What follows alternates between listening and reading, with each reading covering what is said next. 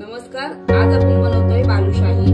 सर्वप्रथम 2 वाट्या मैदा, 1 चमचा बेकिंग पावडर, चिमूटभर मीठ, चिमूटभर वेलची, थोडासा केशर गार्निशिंगसाठी, पिस्त आणि 1 वाटी साजूक तूप।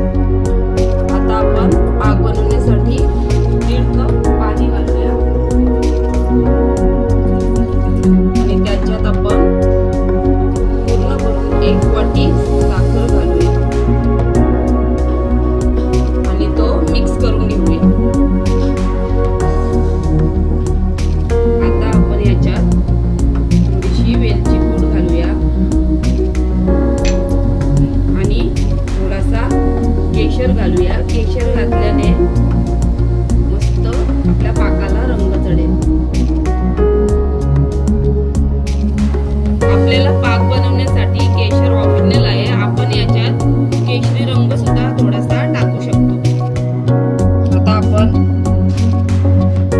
2 वाट्या मैदा टाकूया, 1 चमचा बेकिंग पावडर,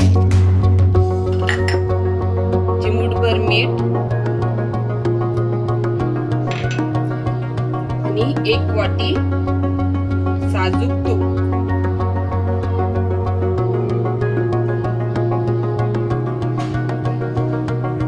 आपण हे सर्व मिक्स करून घेऊया।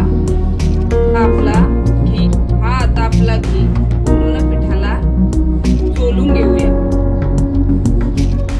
आता आपला घी पूर्ण पिठाला अशा प्रकारे लागलेला आहे। हा बघ, आता आपण थोडंसं पाणी घालून एकदम हलक्या हाताने मळू। आता आपण आपला पीठ मळून घेतलेला आहे, पण हा जास्त मळून नाही घ्यायचा, असंच ठेवायचा। हलक्या हाताने मळून घ्यायचा आणि असंच ठेवायचा आहे आपल्याला। त्यामुळं आपल्या बालुशाहीला खूप छान पाकल्या पडतात। याला आपण आता 15 मिनिटं रेस्ट देऊया। आता आपण थोडासा पीठ आपल्या हातावर घेऊया, असं प्रेस करूया आणि असा आकार देऊया। हा बघा,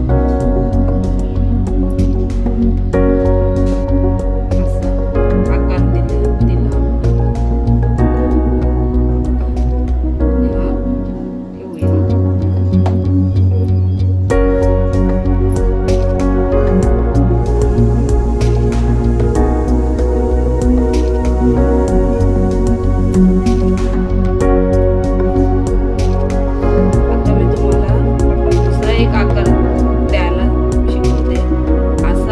प्रेस करून नंतर आपण अशी सुद्धा पाकल्या करू शकतो।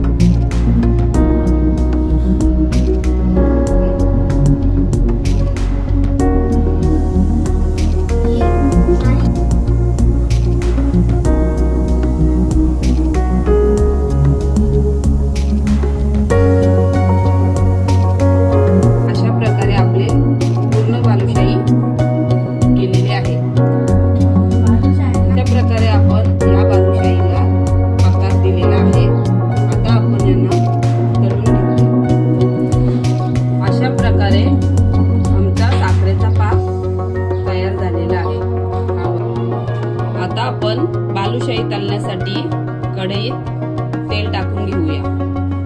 आपला तेल गरम झालेला आहे। आता आपण याच्यात बालुशाही टाकून घेऊया आणि गॅस मंद आचेवर ठेवूया। आपल्या बालुशाहीला मंद आचेवर तळून घेऊया। आता आपली बालुशाही तयार झालेली आहे। आता आपण त्यांचा सर्व तेल काढून